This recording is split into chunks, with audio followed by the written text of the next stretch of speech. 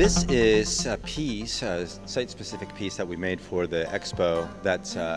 It's a sculpture in a series of sculptures that we titled Suspension series. So this is one of those pieces, and it's something that we've created specifically for this venue. We do, and it's just kind of worked out this way, we've done a lot of, I guess what you would call site-specific installation work, which often involves the participation of the audience in one way or another. Sometimes it's through physical engagement, and other times it's through sensorial engagement, I guess you could say.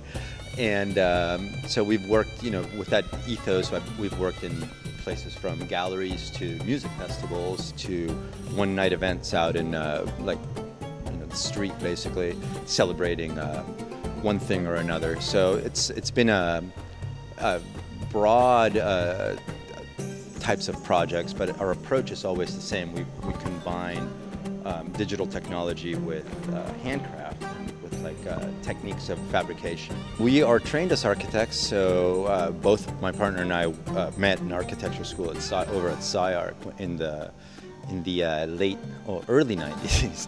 I don't want to put myself too far back, but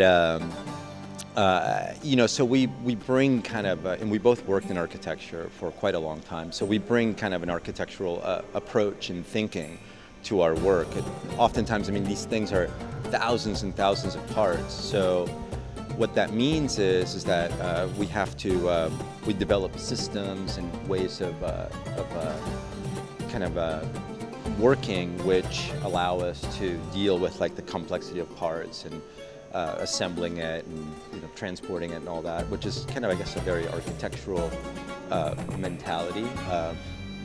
This thing was fabricated first digitally through a computer software that we developed in combination with a software programmer, Ben Dean, and also we've developed a machine which basically couples the software, and it allows you basically to produce things which you could do this string, you could cut each one of these pieces by measuring, but then when you start to introduce color, the complexity of each string becomes too great to basically do by hand.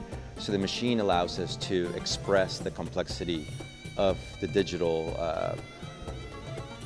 form work and programming that we use.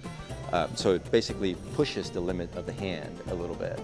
And then, we use a lot of hand technique and handcraft to then bring all of that and reassemble it and create these things. This is called, each one of these hanging strings has a name. It's called a catenary, and that is based on a mathematical equation. So you can take a very mathematical approach to all these, and then you can, we've approached that in the software. So then we've developed ways to control the math in a way that allows us to kind of express it in temporal and more ephemeral terms such as this.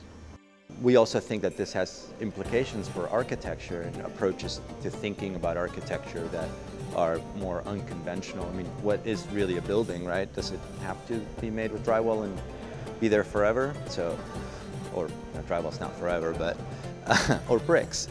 But so we're trying to challenge those ideas, and then for that we would think of ourselves as architects, and a lot of the work that we do involves engineering. So we have to basically, I think, know a little bit of everything, and yeah, so we're a little bit of everything, I would say.